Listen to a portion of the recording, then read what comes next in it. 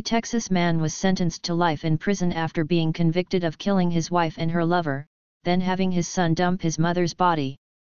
Jordi Hussein Suljanovic, 46, was found guilty Tuesday of fatally shooting his wife Adriana Perez, 41, and her 33-year-old boyfriend Omar Santamaria Ruiz after he caught them on a hidden camera in their Houston home on October 2, 2018.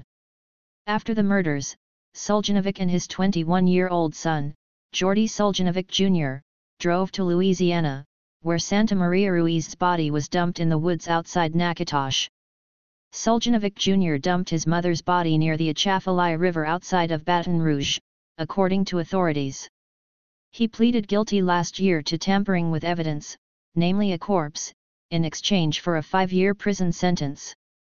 Suljanovic Sr., a Bosnian refugee who became a long-haul truck driver, reportedly sold his home and fled to Mexico City with his 2 young daughters, his son, and his son's 16-year-old girlfriend.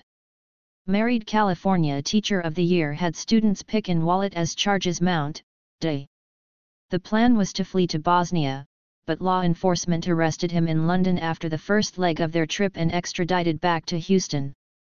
On Tuesday, Suljanovic was convicted of capital murder after an 8-day trial and automatically sentenced to lie in prison without parole. Jordi Suljanovic Jr. admitted dumping his mother's corpse after his father killed her. Harris County District Attorney Kim Ogg said in a statement after the sentencing that Suljanovic killed 2 people, including the mother of his children, and tried to flee the country to escape responsibility. "We know that domestic violence can escalate to murder, and that is why it is so important to seek justice for the victims in cases like this," she said.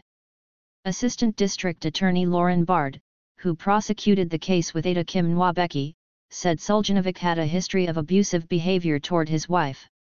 She had been verbally and physically abused by him. And since she was born and raised in Mexico, she didn't have citizenship of her own and probably didn't feel like she could leave.